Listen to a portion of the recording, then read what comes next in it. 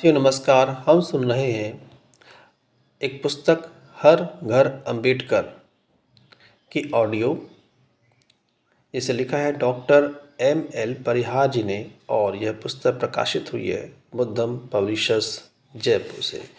तो चलिए चलते हैं इसके भाग 2 में। राम जी सकपाल रिटायर हुए परिवार आर्थिक तंगी में। 25 साल की नौकरी के बाद सन 1894 में राम जी सूबेदार सेना से रिटायर हुए। उस समय भीम की उम्र 2-2.5 साल थी।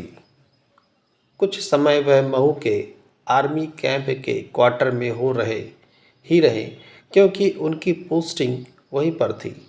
बाद में वह अपने परिवार के साथ महाराष्ट्र के रत्नागिरी तहसील में अपने पैतृक गांव आंबाडबे के पास कापतापोली गांव में बस गए।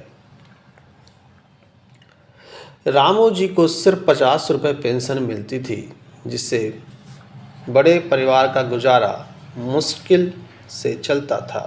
इधर बच्चों की पढ़ाई की भी चिंता थी। दापोली की पाठशाला में बच्चों का एडमिशन संभव नहीं था। आखिर वह सन 1896 में दापोली से परिवार के साथ बम्बई आ गए। वहाँ से उन्होंने सेना के अफसरों को निवेदन पत्र भेजे, जिससे सतारा के पीडब्ल्यूडी के दफ्तर में स्टोर कीपर की नौकरी मिल गई। वह परिवार सहित सतारा में महारवाड़ा के पास ही रहने लगे। उनकी 14 संतानों में से उस समय 5 ही जीवित थी, 3 पुत्र व 2 पुत्रियां। सतारा आने के कुछ ही दिनों बाद राम जी परिवार पर दुख और मुश्किलों का मानो पहाड़ टूट पड़ा। आखिर 30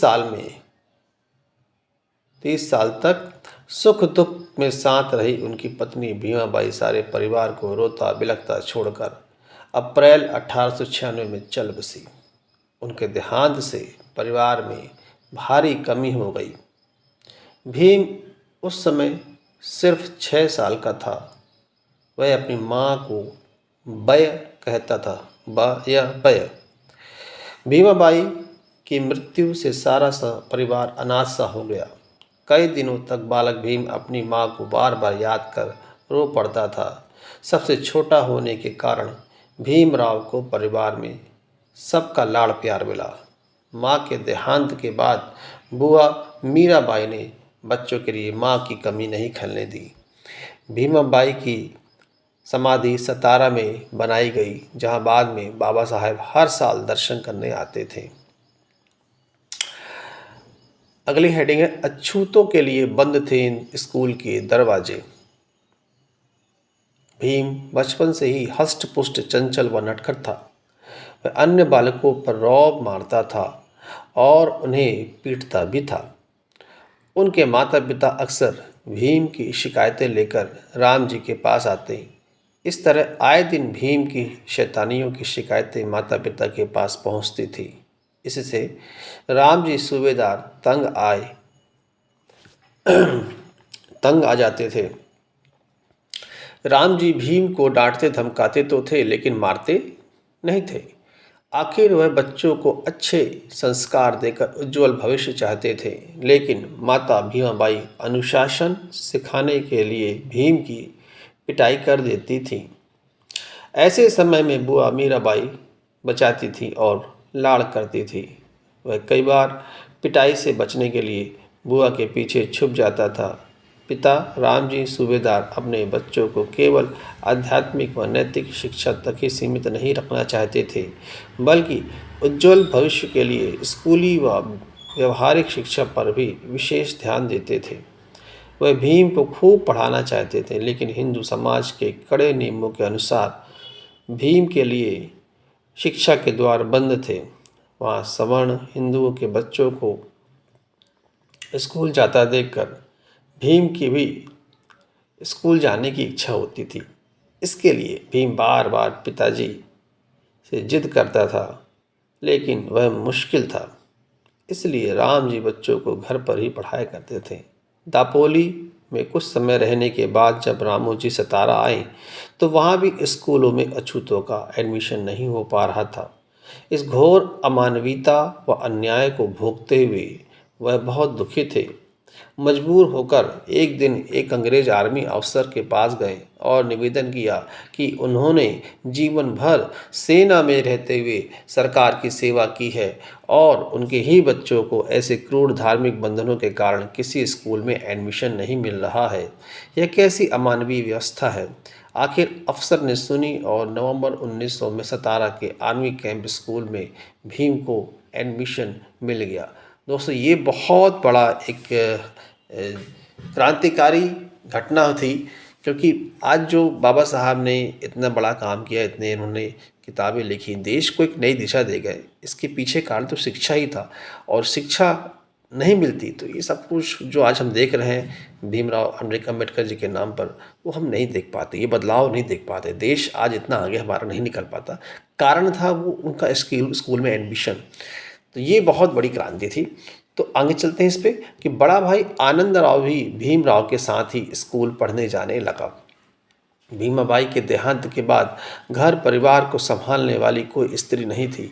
बुआ मीराबाई शारीरिक रूप से हल्की विकलांग थी। वह भीवा को बहुत लाड़ प्यार करती थी, लेकिन विकलांगता के कारण सारे कामकाज व देखभाल नहीं कर पाती थी। माँ के निधन के बाद आनंद और भीम का पालन पोषण उसकी बुआ मीराबाई ने ही किया। वह थोड़ी कुबड़ी थी और उसके ससुराल वालों के व्यवहार से परेशान थी। इसके इसलिए मायके में छोटे भाई राम जी के परिवार के साथ ही रहती थी। वह परिवार को पालने में बहुत रुचि लेती थी और भीवा को लाड़ के साथ कठोरता से अनुशासन भी सिखाती थी। राम जी ने भी यह तय किया था कि पत्नी के निधन के बाद वह दूसरा विवाह नहीं करेंगे, क्योंकि वह बच्चों को सौतेली माँ नहीं देना चाहते थे। लेकिन 5 बच्चों की देखभाल पूरी तरह से नहीं होने के कारण आखिर जीजाबाई नाम की एक विधवा स्त्री से दूसरा विवाह किया। वह एक रिटायर्ड जमादार की बहन थी।